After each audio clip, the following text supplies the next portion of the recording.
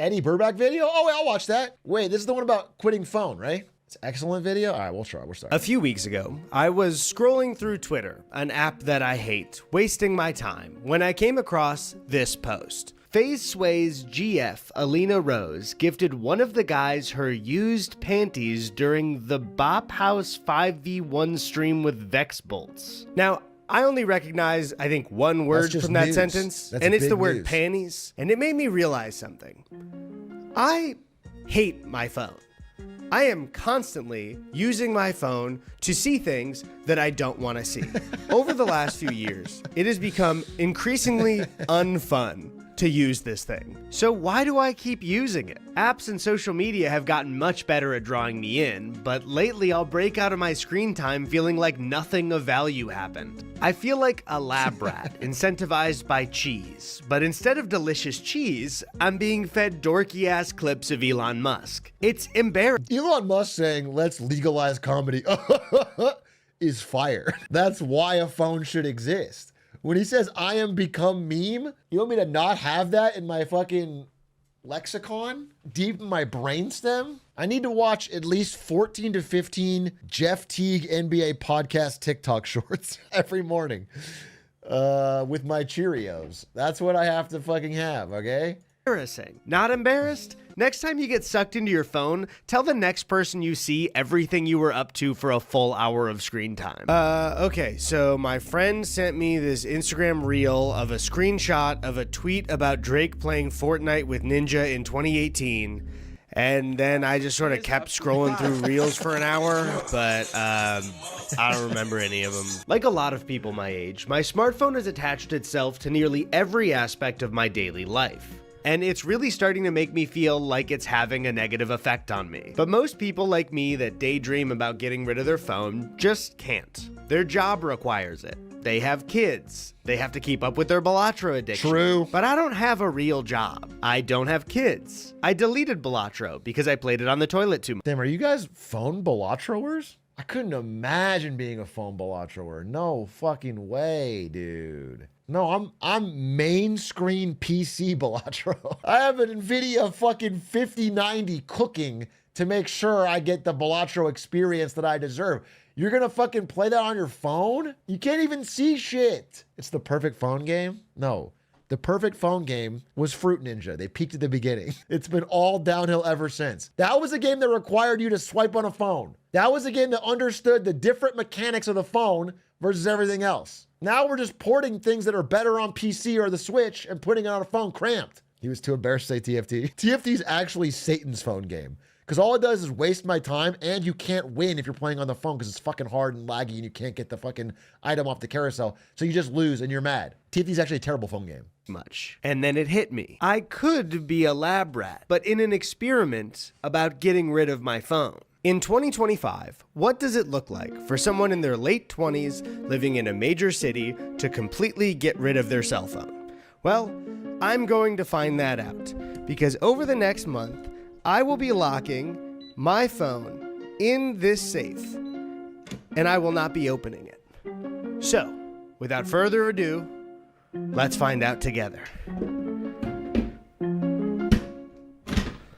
What if he instantly died? That would be a pretty bad sign. That would like actually maybe flip the argument on phone addiction. If he instantly died and then 46 minutes of him laying on the floor. I actually didn't do any prep for what I'm going to replace my phone with. Okay, actually, we need to do this tomorrow. So.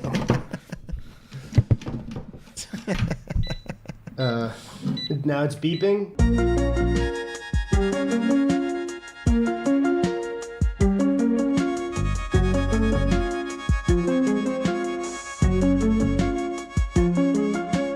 Now, obviously, a phone these days is a lot more than just a phone. But everyone in this day and age needs a telephone. Many people who ditch their smartphone these days go with an old flip phone, now referred to as a dumb phone. But I got a flip phone to keep in contact with my parents when I was out riding bikes at 12 years old. So for the majority of my life, I've had a device in my pocket that makes me reachable at all times. I want to experience what life was like before the cell phone. So I went even older and began looking into getting a landline. Luckily, This was pretty simple. Okay. Some major phone companies, for some reason, still offer a landline service. But what landline should I choose? There were so many decades and styles to choose from. I could go wireless. I could go with an old rotary. I could keep it to the classics, like Sleeping Goofy, Don't get a M&M's rotary. Hanging Out, or Pooh. After weighing all of my options, I finally decided on a mix of everything. A corded landline that still had an answering machine and caller ID. Oh, a landline with an answering machine is not old school enough for you? That's too much new tech? Well, my ass got a Rolodex to pair with it. Now, if you're somebody whose knees still don't hurt, a Rolodex is basically your contact app, but on this fun little spinny wheel. So I spent an hour of my day just sitting down and copying my contacts from my iPhone onto different Rolodex cards to make sure that I had the number of everyone I needed to call over the next month. That's so stupid.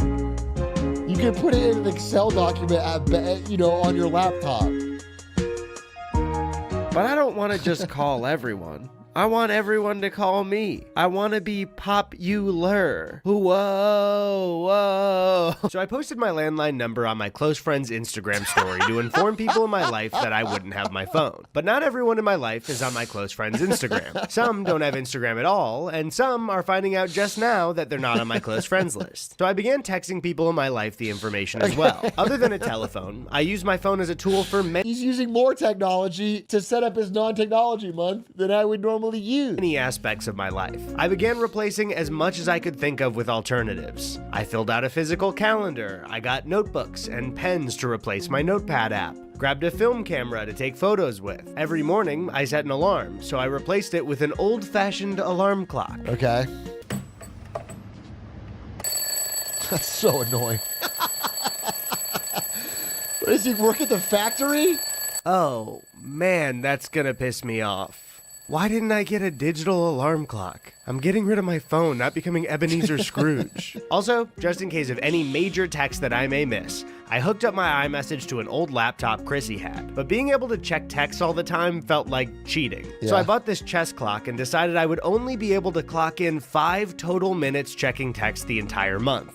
Wait, this thing takes C batteries? Okay, I'm not gonna use the laptop until I can get some C batteries then. There was so much to replace, but there's one I chose not to. I use my Apple Watch daily for fitness statistics. But honestly, I don't really need it to exercise. I just have to find the willpower to hit my goals without closing these colorful rings. When I got the watch, it felt like a super useful upgrade to my life, but I quickly realized that my phone was now on my wrist at all times. Yeah, of Sometimes course. even sending ads for Yelp or Postmates to my own arm. So I don't know how much I'll miss this thing. Except for Snoopy.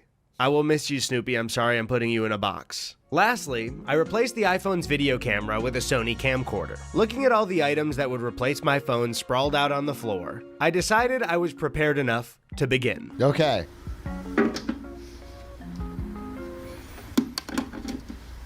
Lock it up.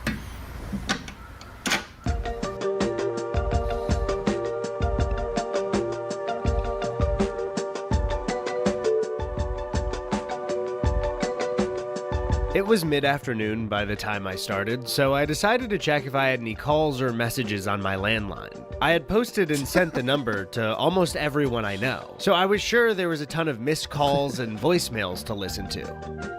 Wednesday, 1:04 p.m. Hi, Eddie. It's Mom. I'm just calling to see if your phone works. You don't have to call me back. I'll talk to you later. Bye. End of messages.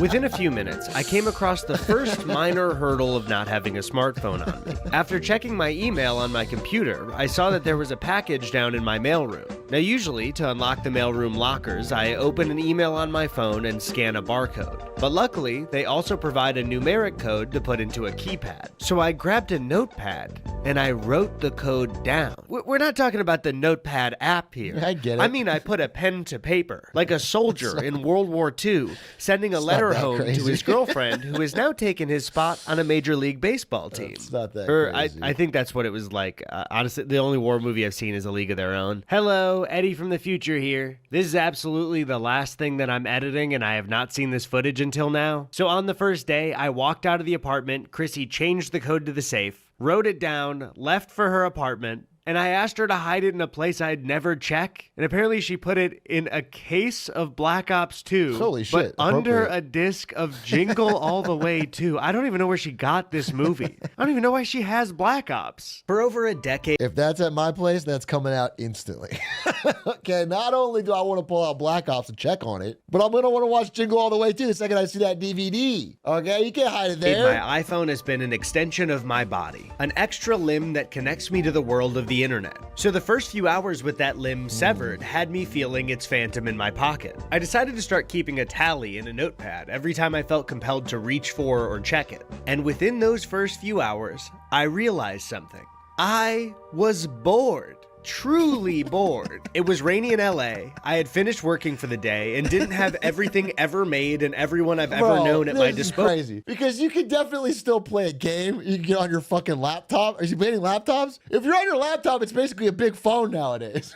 You can watch TV. You can watch sports. I mean, I understand that people are sitting on the couch and double scrolling phone while the TV's on to truly prevent their brain from having a thought. I understand that. I understand this is a real thing and it happens and people are doing it. So people are doing it right now. I also know that like the real time that the phone is hijacking my attention or that I am unable to be bored is like any of the in-between spaces. Anytime I'm traveling from place to place, if you're on the fucking plane or a bus or you're in an Uber or you're fucking, that's when they have total domination. I think at home people are still laptoping or fucking TVing or gaming or Proposal to fill the void. It hit me that the other times where my phone has died or moments where I've intentionally put it away, my phone has not allowed me a true sense of boredom for the majority of my adult life. And the rest of the first day was really nice. I enjoyed the silence. We ended the night watching the movie Flow, which I absolutely loved, highly recommend. And while I never check my phone during a movie, not getting a vibration or needing to put it on Do Not Disturb felt great. And since I can use my computer, I decided to still log it on Letterboxd. But when I walked away from it for bed, that was it. No more internet for the night.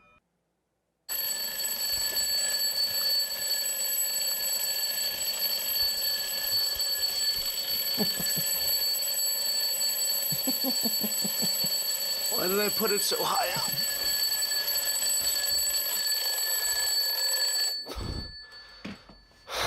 The next day was an adjustment getting used to the silence, but I was already seeing benefits. Turns out it's easier to get up out of bed and go to the grocery store when you don't. This is fucking true. This is straight up true. It's hard to hear, but it's fucking true.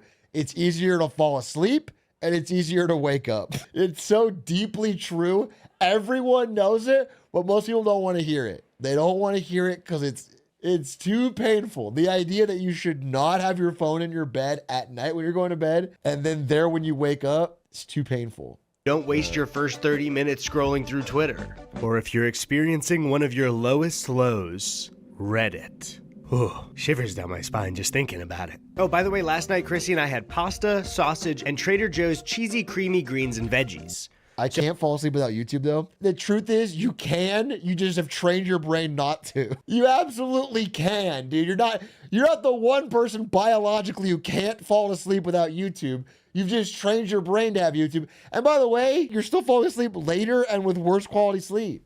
So if anyone wants these leftovers, they are 1 month old at the time of posting, and I will not give you my address. So let me know if you're interested. I also got the C batteries for the chest clock, so now I have a working chest clock and 8 C batteries that will sit in my drawer forever. Later that week, a few friends and I had planned to see Mickey 17. Last week, I offered to organize getting the tickets myself, forgetting that my phone would be locked in a box. Normally, as an AMC A-list member, I reserve the ticket on the app, show up, present my QR code to the greeter to be scanned, and suddenly I'm in. Now, obviously, I know that a cell phone is not the only way you can get into a movie theater. I worked at an AMC when I was 19. If you were at the AMC streets of Woodfield in 2016, there's a solid chance your ticket stub was ripped by me. But I wasn't sure what the process was anymore. Part of my job used to be selling tickets, but due to online and mobile sales, that job seems to have been phased out after quarantine. So I went to the AMC website, saved my ticket QR code, and sent an email of it to Staples so I could print it with a code at one of their printers.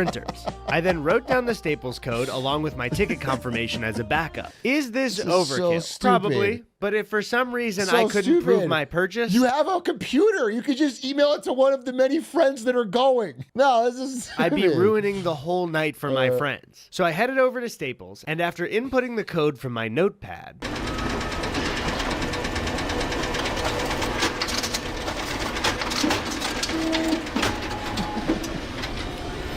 I don't have a printer either. I mean, I would need to go. There look we go. at him, That's awesome. my beautiful boy, my pride and joy. I mean, Be that honest, is if your good job for the was scanning video. QR codes, would you trust one sitting on a blank page like this? During our drinks before, I was beaming with excitement to use my QR.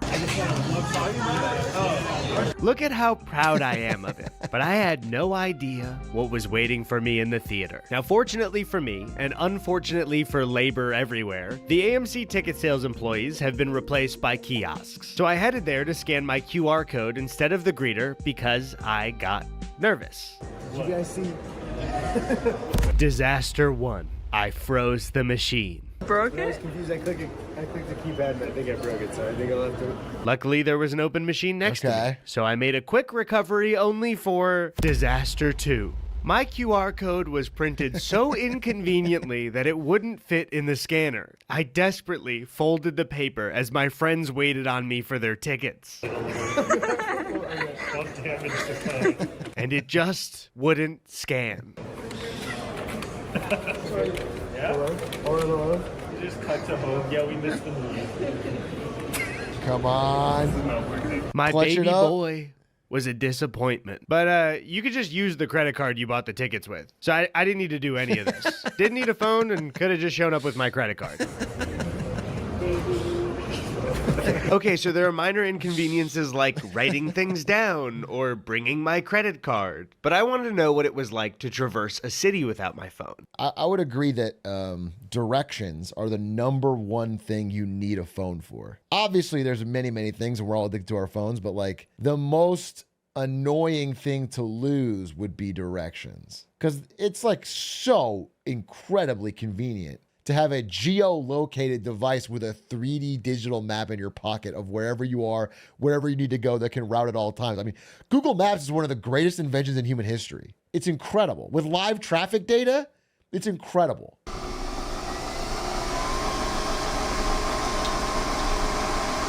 This morning, I woke up to a massive dropping of bird shit on my bathroom window, which is gross. But hey, without the phone, it's something new to look at while I'm on the toilet, I guess. It's no secret why someone in this day and age may begin to resent their phone. But one of my main motivators to give this a try may surprise you. A few months ago, Chrissy and I binged through all of Sex and the City. We watched through every season, movie, and even the new series on HBO Max. Max. Fuck, sorry. Now, other than having a blast with the girls and being a big hater to my core, there was one aspect of the show that I just couldn't shake.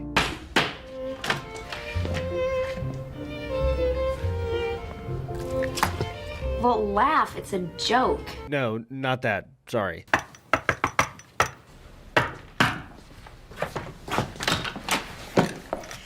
Get it while it's hot.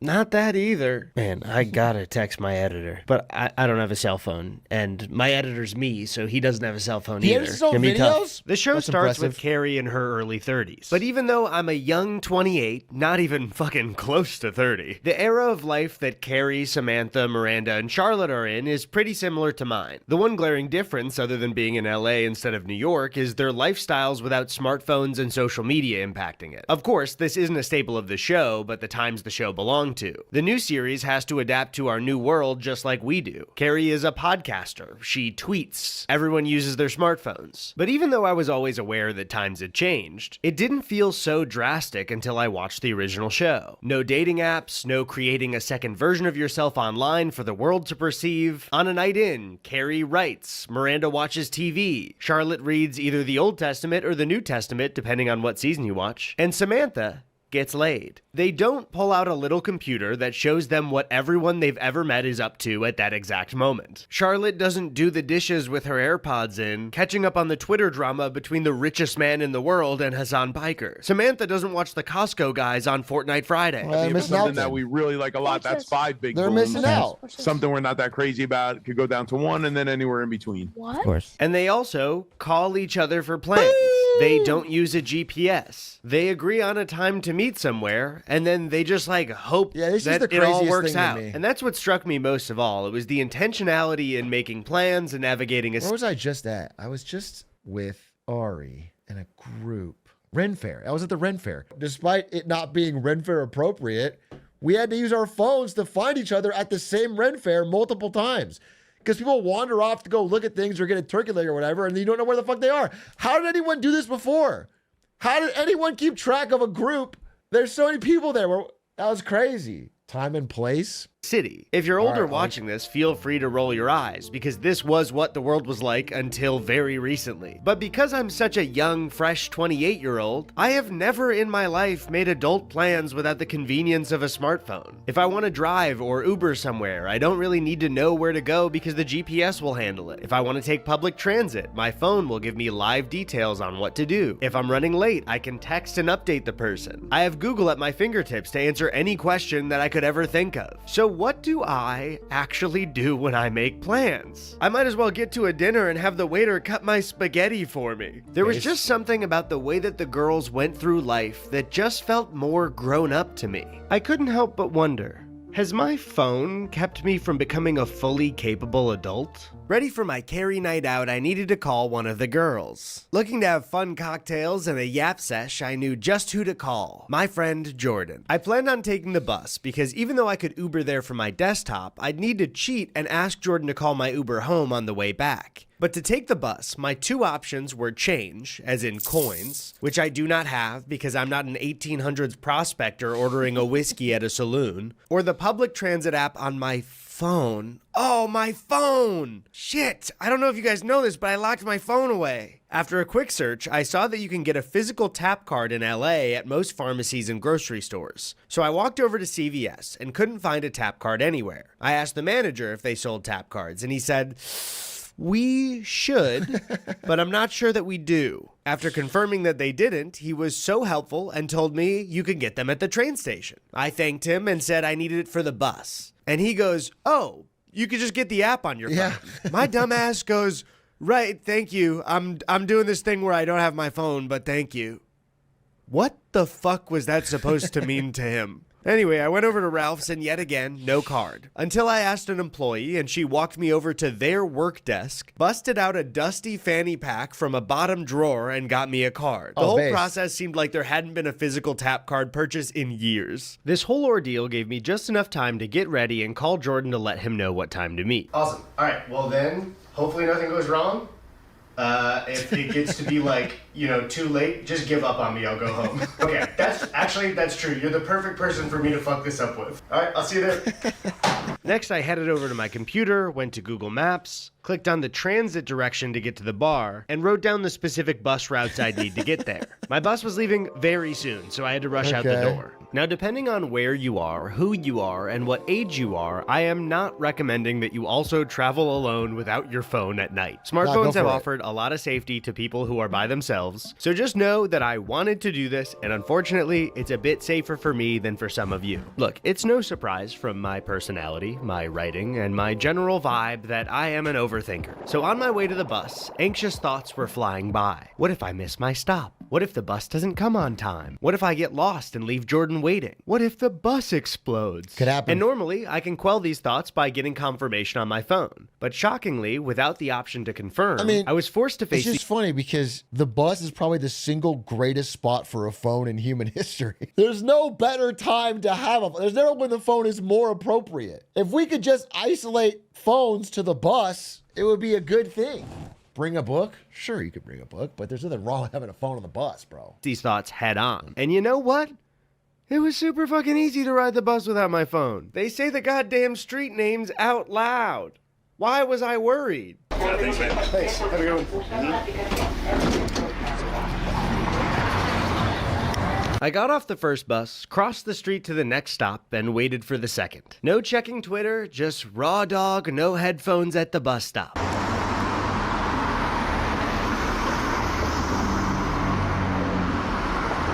Hopping on the next, I rode the bus toward drinks.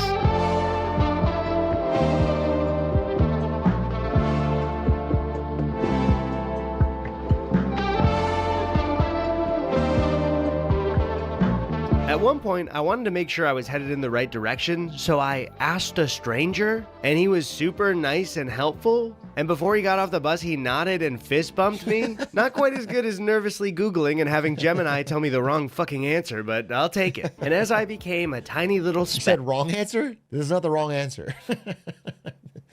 This is the correct answer. Having Gemini tell me the wrong fucking answer, but I'll take it. And as I became a tiny little speck in the rear view of the Echo Park Pico Union line, I turned to walk toward drinks.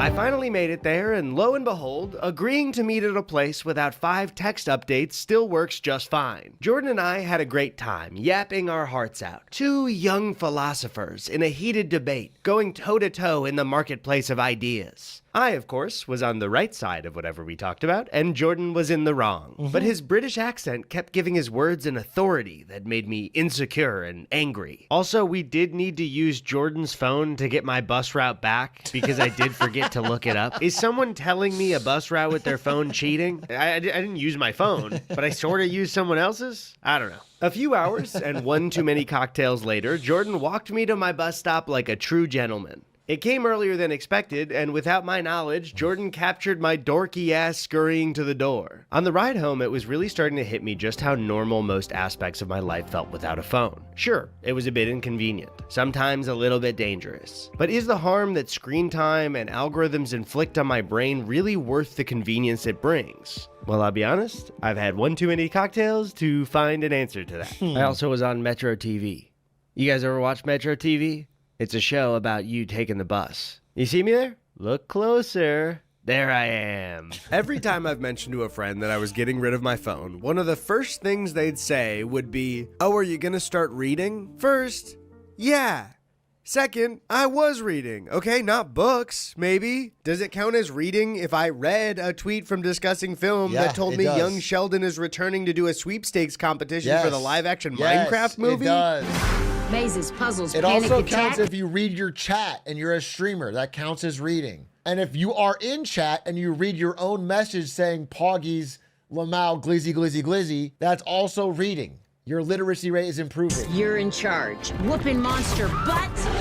That's my purview. Plus $500 daily cash prizes. Whoa. Oh my. Watch Young Sheldon weeknights for the word of the day. Text it to 55225 or dig into youngsheldon.com. Biggie. A Minecraft movie in theaters April 4th. I used to read quite a bit, Chicken but as my jockey. phone addiction has developed, most of the time when I could pick up a book, light a candle, and relax in a chair, I instead choose to burn disturbing world news into my retinas while I sit hunched over my table, or hunched over on my toilet, or hunched over on a bench. But after days of phone detox, I wanted to see how well my attention span fared toward uninterrupted reading. About a year ago, I was at a bookstore with my friend Ian when he mentioned he had recently read the novel Flowers for Algernon. I bought it that day, planning to read it so we could discuss and have a connection over it. And then, it sat collecting dust next to my Wii U for 11 months.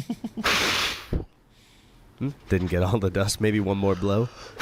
Damn, that shit is baked on there. So I lit a candle, got cozy, and began reading. And you know what? it was way easier to focus. I got sucked into the book, and before I broke any concentration, I'd read over 100 pages. Now I had plans that night, so I needed to rush out of the house, but I didn't have a damn bookmark. It's a sad book. Oh, perfect. Finally a use for my QR. Later that night, I came back and read another 100 pages. Now, of course, people read a lot with their phones all the time. But for me, that vibration of a text or social media notification or an ad from Uber Eats or Postmates feels like somebody knocking at my window, trying to distract me and get me to stop reading. Over the next 10 days, I started to go about my everyday life pretty naturally without any major issues. I could go for walks by myself or with my brother and give 100% of my attention. I did my chores in my free time without my AirPods. I've never used a bookmark consistently. What I do is I look at the page number and I try to think of some way of remembering it. So if it's like 263, I'll be like 263 260 me. I'll think of some stupid rhyme. You know, I'll just think of something stupid and then I'll close the book. And then when I open it again, I'll try to think of my fun little phrase. Almost certainly I don't remember it and I have to fucking find my way around. But that's happened to me for many, many years.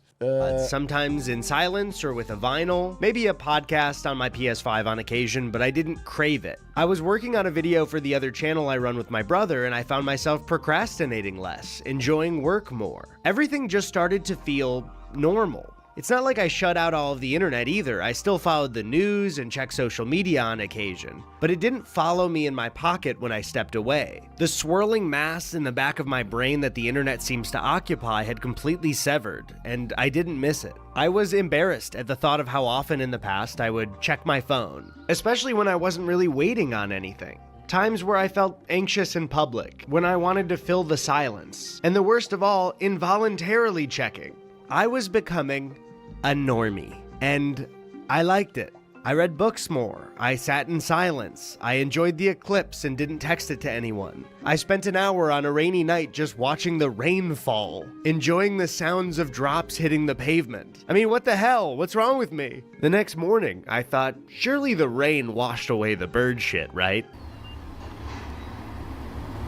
Huh, guess not. Okay, well, maybe it'll go away on its own. I mean, there's nothing more normie than checking your phone. Everyone does it. Or maybe it'll go away. Navigating the world without the help of a cell phone made it seem smaller, less intimidating. I found myself asking strangers for help a little more and was less anxious when they spoke to me. There was only one time where I checked my texts on the MacBook, and after that I decided I didn't even need it. Man, I bought those C batteries for nothing. After just a half of a month without my iPhone, I started to have the thought, uh-oh, I don't know if I want this thing back in my life anymore. And moving into the next week, I continued to feel the same way. I didn't want the experiment to end after 30 days and was looking for some advice when I realized I knew just who to ask. I wasn't the only person who had tried out different lifestyles for a video. So I decided I would try to get some answers from an expert. Zach from the Try Guys. Hey, hold this. Zach, I have a question. Eddie? Yeah. Eddie? Have you ever tried something for a video that you liked so much that you wanted to keep trying it after the video was done? What are you doing in my house? Just answer the question, man. Pottery was cool. Okay. Thank you. Okay, lock the door. About halfway through the month, I had mostly adapted to life without the phone, but I wondered how other people would adapt to me. I had sort of assumed when it came to others, the landline would be a fun novelty. People would give me a call or two within the first week, and then just wait for me to get my phone back so we could go back to normal. Does anyone here still leave phone messages? I don't think I let the phone message in forever. If they don't answer the phone, I just hang up. I've never answering machined because you can just text. I've never seen the purpose of a phone message. But to my surprise, that hasn't been the case at all. Hi, Eddie. It's Mom. Hey, Eddie. It's Jarvis. What a wonderful voicemail you got there. It's time to walk. Call me back. Eddie, we're on our way. You better get ready. We're on our way. Yay! You Yay! Woo! Bye-bye! Hey, Eddie, how you doing? Big dog! Hey, this is Mr. Burback. Need to reach you. I hope it's going well. I hope you haven't gotten lost because of lack of Google Maps.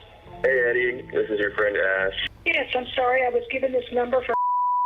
If I have an incorrect number, please let me know. Happy Thursday. Talk to you soon. We were trying to reach you to do that dinner that we talked about. A big part of why I kept my phone clutched to my chest for years was because I felt like I needed to be on call for people I know 24/7. I had feared that this experiment would annoy people, that it would make me more work. But it turns out everyone I asked said it was a breath of fresh air. They liked calling, they liked leaving messages and not having to worry about texting back. And I like coming home to voicemails. I like picking up and hanging up the phone. When I say bye, I get to end the call with emotion and a physical feeling. Instead of the new reality I've gotten used to where you say goodbye, there's an awkward pause, and then the 1 hour and 30-minute takedown on the Beast games you were watching begins to play again. Personally, with a smartphone, I am way more likely to accidentally leave a text unanswered, to cancel or delay plans when I'm not feeling up to it. With the landline, though, I have to talk to people. When I'm feeling like I don't want to leave the house, hearing the voice of a friend excited to hang out washes that away, while a text about plans feels like work to me.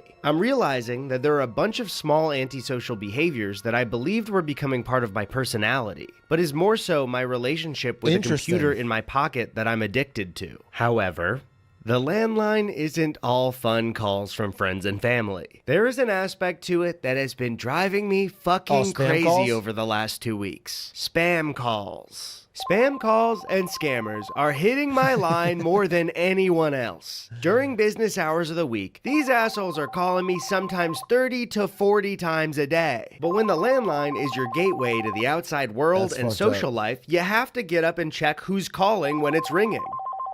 So hundreds of times over the last 2 weeks, I've jogged over to my landline just to see that it's spam. Yeah, this is Eddie. How are you? Doing good? Sorry, was your name Eddie or is my name? My name is Eddie. My name's Eddie as well. No, your name is not Eddie. It's not? I get a call again, and it's more spam. You're paying high rates on your electricity bill, and what we are doing is showing people a free, no-obligation consultation and demonstration with our solar program. Yeah, I assume like scammers are more likely to target a landline because it's most likely to be an old person who's like easily swindled, right? Consequences for you. This call is regarding your Medicare, as you already have Medicare Parts A and B both. So why you're lying to me? Your name is Eddie. Our records show you may owe over $10,000 in unpaid tax debt. This could result in liens on your property. Possibility for a hardship elimination. Message deleted. Message deleted. Message deleted. Yeah, it's fucking annoying.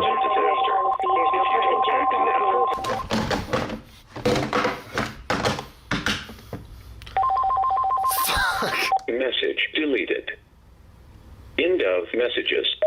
So yes, other than the spam calls, this has so far been a mostly peaceful growth experience for me. Getting rid of my phone has been the best thing I've done all year, blah, blah, blah. Let's talk about all the little ways that not having a phone has pissed me off. One, I can't use certain apps that require a mobile phone number. I got invited to a party and had to find out about it through someone else because I can't log into my partyful.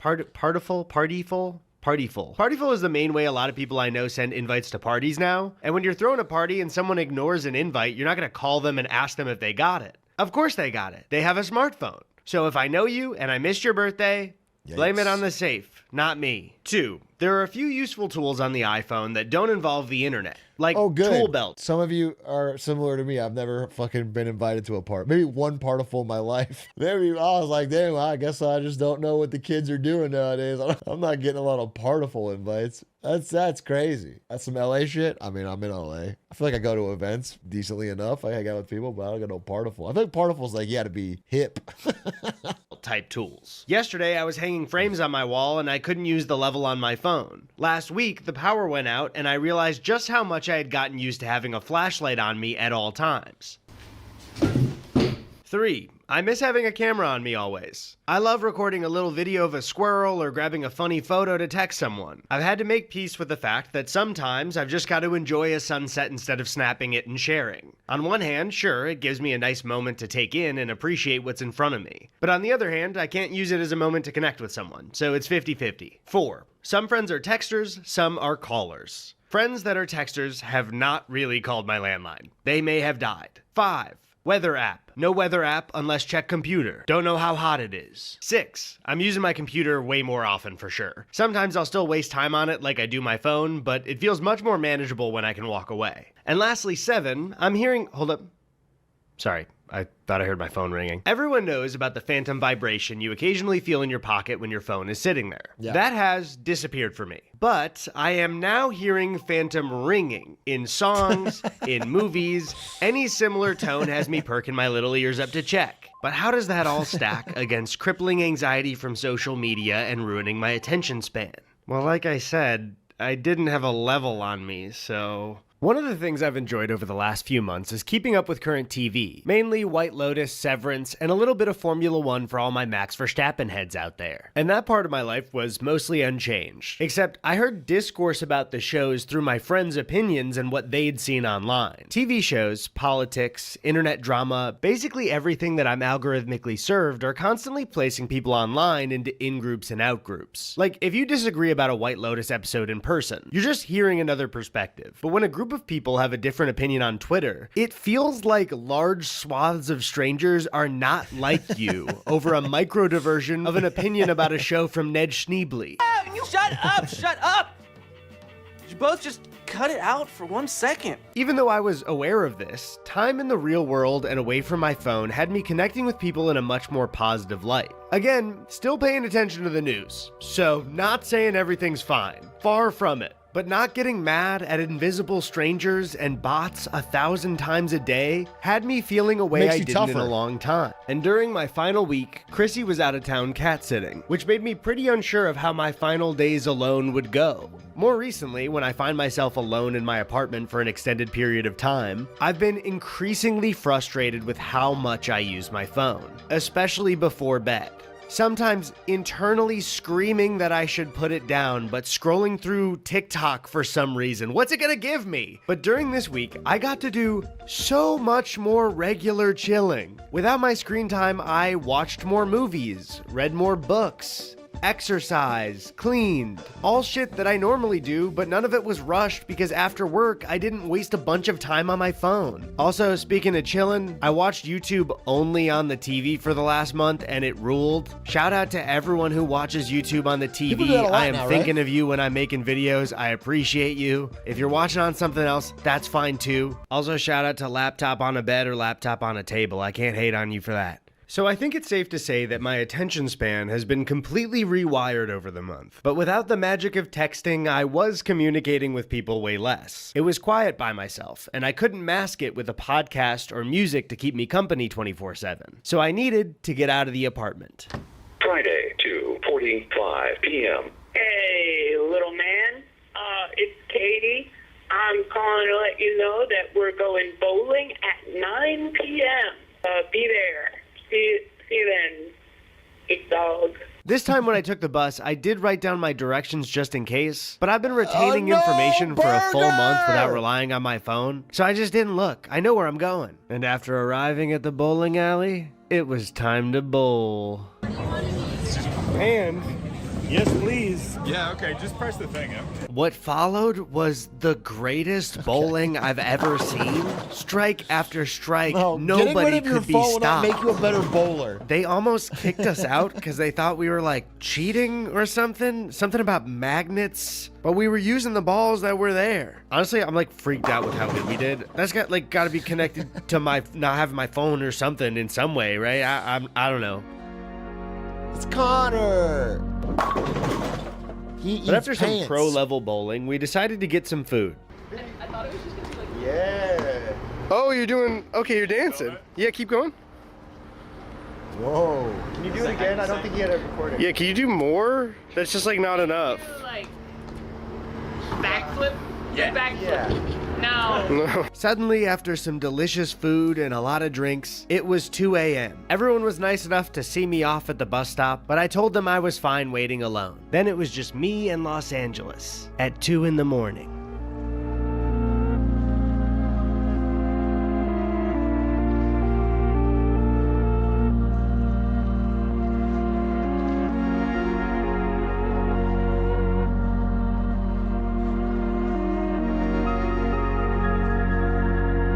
Seems like a fun night, yeah?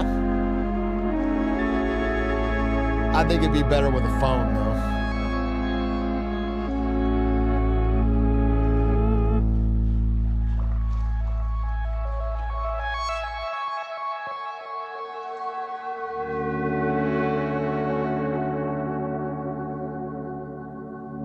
With only 1 day left, I decided it was time to dust off an old aspect of my childhood and put it to the test as an adult. Frozen? When I was a kid, I saw the takeover of portable GPSs for driving. At first, they were purchasable on their own, then a feature on my rich friend's dad's car. What? You thought he was the breadwinner? Well, it was actually my friend's mom who bought the car.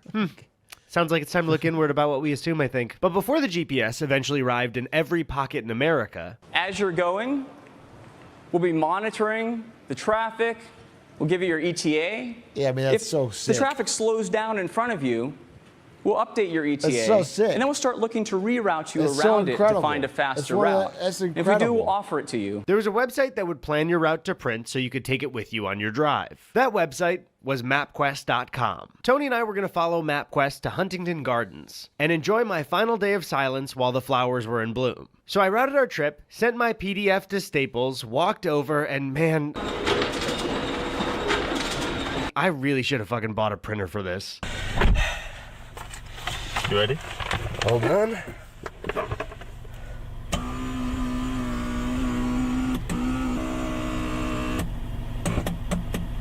You good? Yeah. Oh, you can't use your. We're doing map. How does it work in LA to say you not to drive the traffic so But you bad? just can't use it. I'm doing like a no phone thing. But I want to listen to Will music. you just fucking enjoy my company for once? The sound of my voice? Sorry. So just like traveling by bus, reading, prolonged silence, going to the movies, and taking landline calls, using MapQuest is way easier and less daunting than I thought. Dude, you just pay attention to the street signs and use your brain like 2% more. Bullshit. We messed up a little bit. So we were on Temple Street and we were supposed to get on Silver Lake Boulevard. Now it said a slight right, and here's the sign. It clearly says that if you go straight, you're on Silver Lake Boulevard. You take a left, you're on Temple Street. But we were kind of talking, and there was a further left, so we were like, Temple, that one looks like it's straight enough. So we went left on Temple, but we eventually found Glendale. So we thought we had the directions correct until it said to take a slight right on Fletcher, 0.3 miles from the turn. Yeah, that's why and a 0.3 fucking miles from the turn digital was map Echo is so Park Lake. perfect 'cause it and shows last you I checked, exactly- the ramp for the 2 is not submerged in Echo Park Lake. Now, if you drive in Los Angeles, you might be thinking, how'd you fuck that one up? This is like a very famous and commonly known spot for LA driving. Well, Tony and I were deep in discussion about the fact that in our Spy Kids video, we accidentally called Fooglies Flugel. So you can see now that it was pretty important. That's two but even then, fuck-ups. I'm it was seeing fine. two fuck-ups. There's street signs The for the MapQuest freeway, take so we just and the kept Fugels driving take. until we saw a sign for the 2. After that, it was smooth sailing. Overall, our mistake made us like 10 minutes late.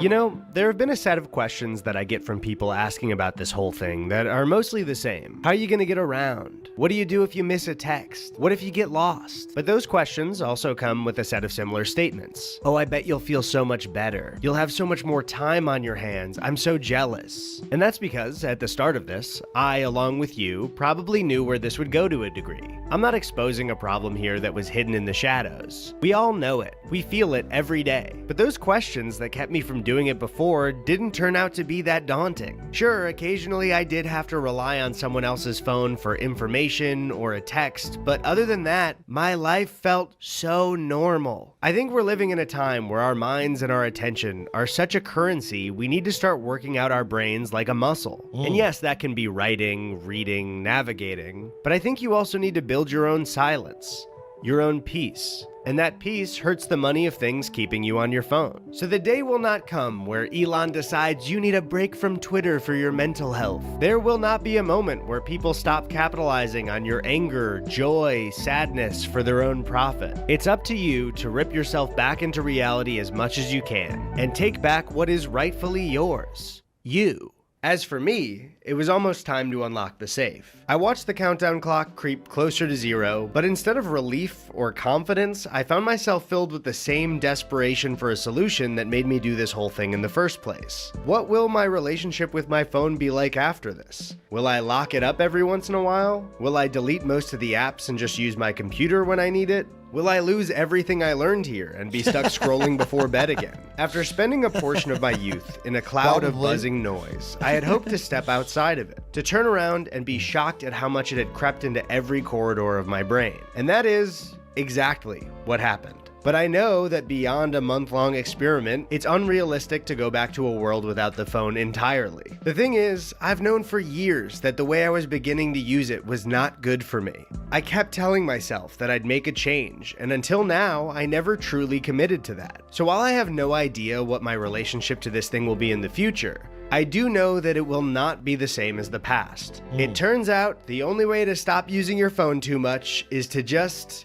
stop using it too much. It's like bird shit on your bathroom window. You know you should clean it at some point. But hey, it gives you something interesting to look at on the toilet, and you can hope the rain will wash it away or that a crow never dropped a gross load on your window in the first place. But if you really, truly want it to get clean, you're gonna have to roll up your sleeves and do it yourself.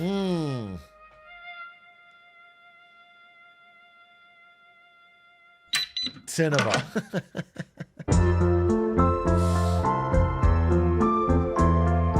Interesting video. I don't know that I know what my main takeaway is or what I learned from that, but I think for a regular person who's not going to do a YouTuber experiment, the one thing I'd say that has helped me personally is trying to get it out of the bed, especially at night. I've gotten so much better at falling asleep. Yeah, I can just zonk out like insta. Everything else, I'm not sure.